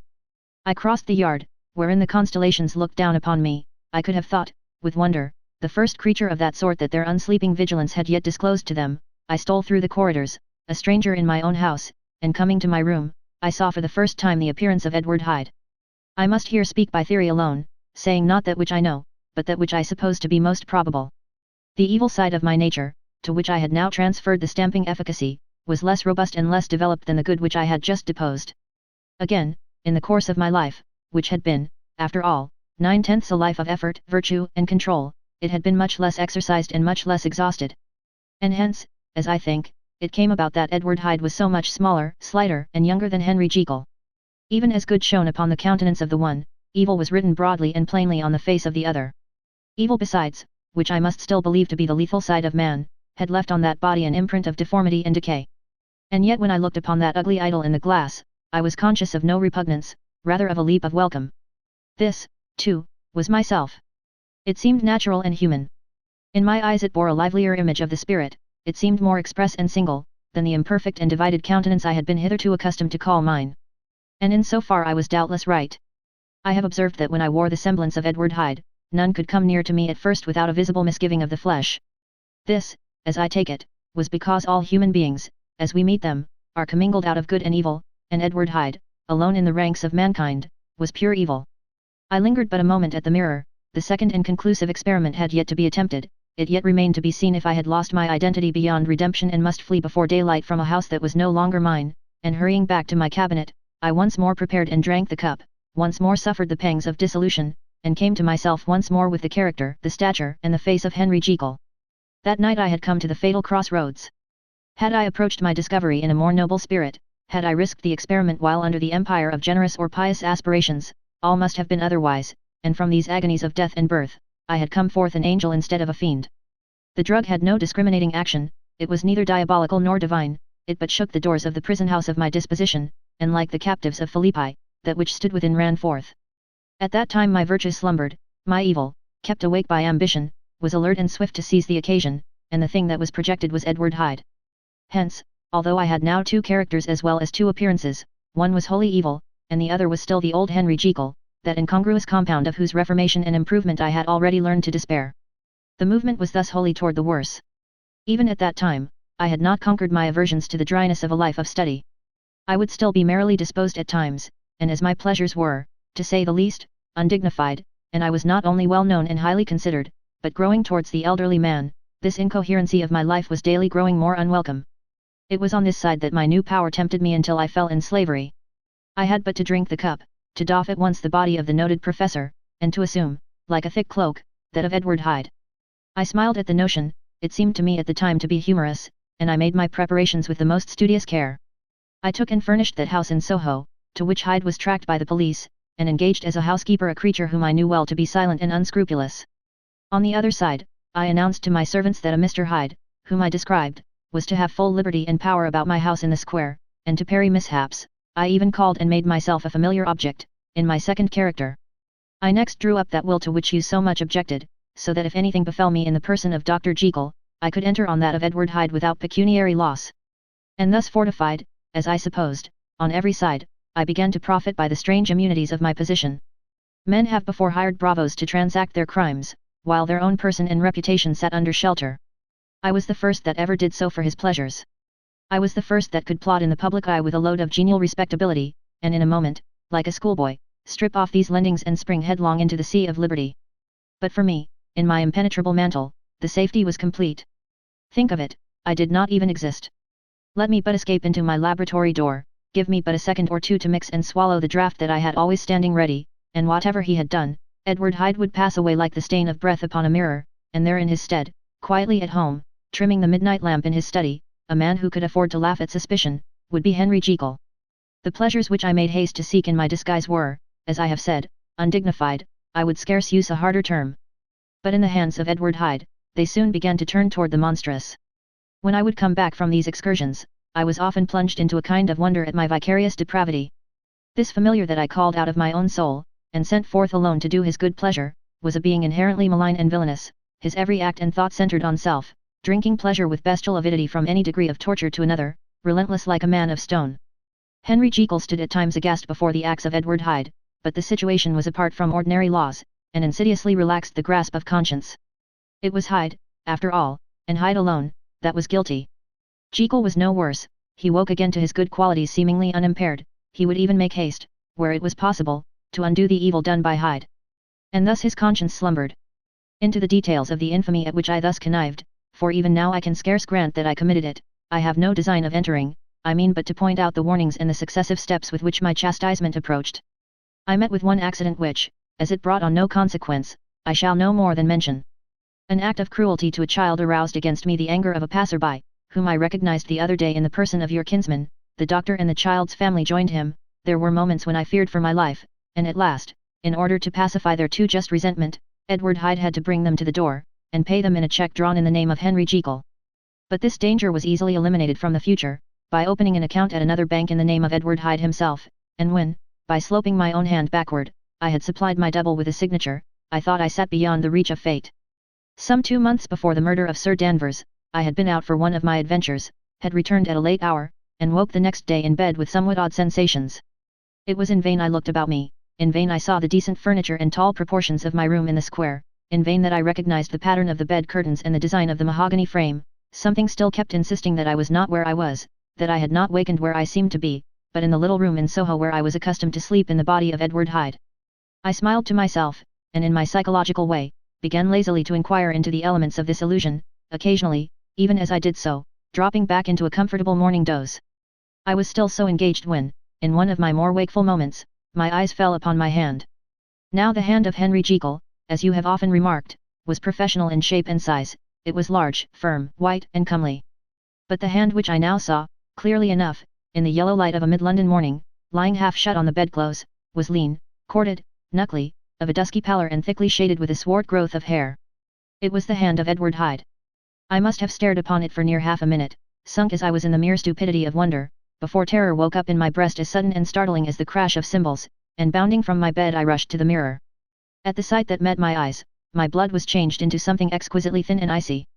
Yes, I had gone to bed Henry Jekyll, I had awakened Edward Hyde. How was this to be explained? I asked myself, and then, with another bound of terror, how was it to be remedied? It was well on in the morning, the servants were up, all my drugs were in the cabinet, a long journey down 2 pairs of stairs, through the back passage, across the open court and through the anatomical theatre, from where I was then standing horror-struck. It might indeed be possible to cover my face, but of what use was that, when I was unable to conceal the alteration in my stature? And then with an overpowering sweetness of relief, it came back upon my mind that the servants were already used to the coming and going of my second self. I had soon dressed, as well as I was able, in clothes of my own size, had soon passed through the house, where Bradshaw stared and drew back at seeing Mr. Hyde at such an hour and in such a strange array, and 10 minutes later, Dr. Jekyll had returned to his own shape and was sitting down, with a darkened brow, to make a feint of breakfasting. Small indeed was my appetite. This inexplicable incident, this reversal of my previous experience, seemed, like the Babylonian finger on the wall, to be spelling out the letters of my judgment, and I began to reflect more seriously than ever before on the issues and possibilities of my double existence. That part of me which I had the power of projecting, had lately been much exercised and nourished. It had seemed to me of late as though the body of Edward Hyde had grown in stature, as though, when I wore that form, I were conscious of a more generous tide of blood, and I began to spy a danger that, if this were much prolonged, the balance of my nature might be permanently overthrown, the power of voluntary change be forfeited, and the character of Edward Hyde become irrevocably mine. The power of the drug had not been always equally displayed. Once, very early in my career, it had totally failed me. Since then I had been obliged on more than one occasion to double, and once, with infinite risk of death, to treble the amount, and these rare uncertainties had cast hitherto the sole shadow on my contentment.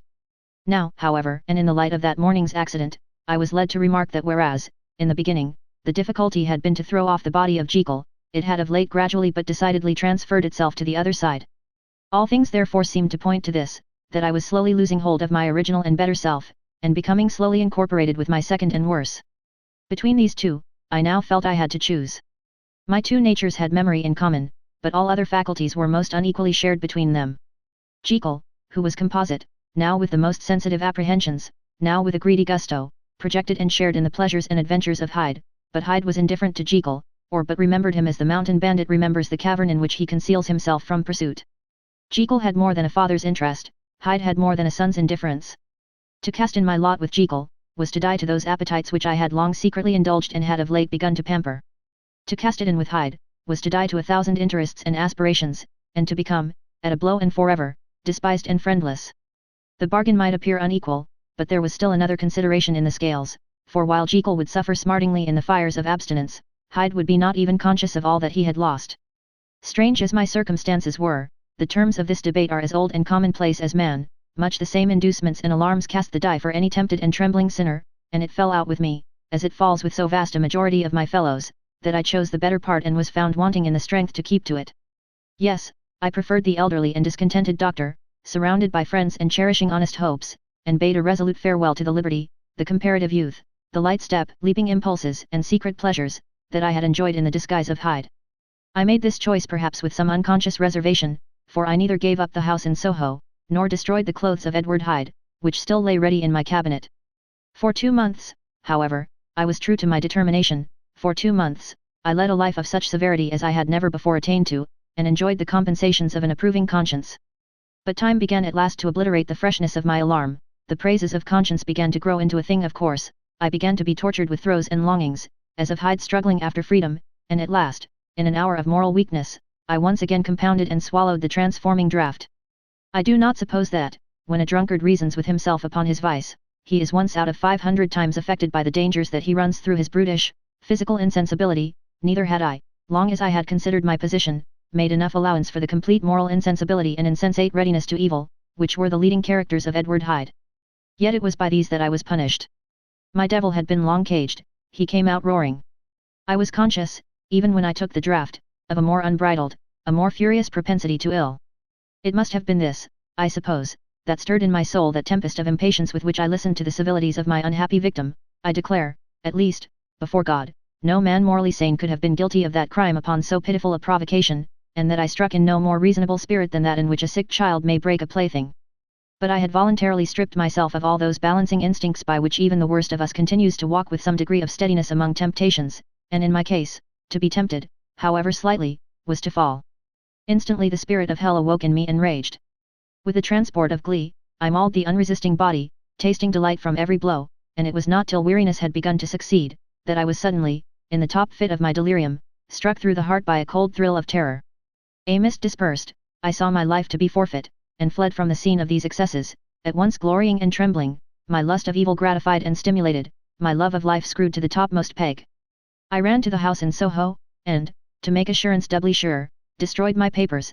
Thence I set out through the lamplit streets, in the same divided ecstasy of mind, gloating on my crime, light-headedly devising others in the future, and yet still hastening and still hearkening in my wake for the steps of the avenger.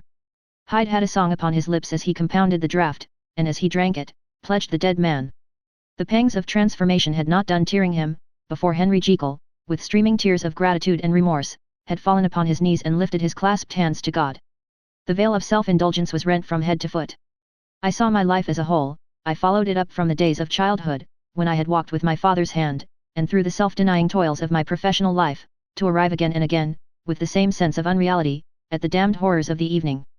I could have screamed aloud, I sought with tears and prayers to smother down the crowd of hideous images and sounds with which my memory swarmed against me, and still, between the petitions, the ugly face of my iniquity stared into my soul.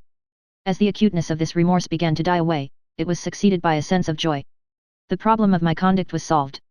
Hyde was thenceforth impossible, whether I would or not. I was now confined to the better part of my existence, and oh, how I rejoiced to think of it! With what willing humility I embraced anew the restrictions of natural life!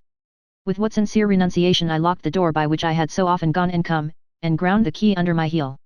The next day, came the news that the murder had not been overlooked, that the guilt of Hyde was patent to the world, and that the victim was a man high in public estimation. It was not only a crime, it had been a tragic folly. I think I was glad to know it, I think I was glad to have my better impulses thus buttressed and guarded by the terrors of the scaffold. Jekyll was now my city of refuge, let but Hyde peep out an instant, and the hands of all men would be raised to take and slay him. I resolved in my future conduct to redeem the past, and I can say with honesty that my resolve was fruitful of some good. You know yourself how earnestly, in the last months of the last year, I labored to relieve suffering, you know that much was done for others, and that the days passed quietly, almost happily for myself. Nor can I truly say that I wearied of this beneficent and innocent life, I think instead that I daily enjoyed it more completely, but I was still cursed with my duality of purpose, and as the first edge of my penitence wore off, the lower side of me, so long indulged, so recently chained down, began to growl for license.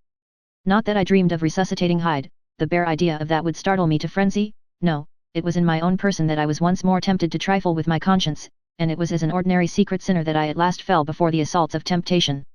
There comes an end to all things, the most capacious measure is filled at last, and this brief condescension to my evil finally destroyed the balance of my soul. And yet I was not alarmed, the fall seemed natural, like a return to the old days before I had made my discovery. It was a fine, clear, January day, wet underfoot where the frost had melted, but cloudless overhead, and the Regent's Park was full of winter chirpings and sweet with spring odors. I sat in the sun on a bench, the animal within me licking the chops of memory, the spiritual side a little drowsed, promising subsequent penitence, but not yet moved to begin. After all, I reflected, I was like my neighbors, and then I smiled, comparing myself with other men, comparing my active goodwill with the lazy cruelty of their neglect. And at the very moment of that vainglorious thought, a qualm came over me, a horrid nausea and the most deadly shuddering. These passed away, and left me faint, and then as in its turn faintness subsided, I began to be aware of a change in the temper of my thoughts, a greater boldness, a contempt of danger, a solution of the bonds of obligation. I looked down, my clothes hung formlessly on my shrunken limbs, the hand that lay on my knee was corded and hairy. I was once more Edward Hyde.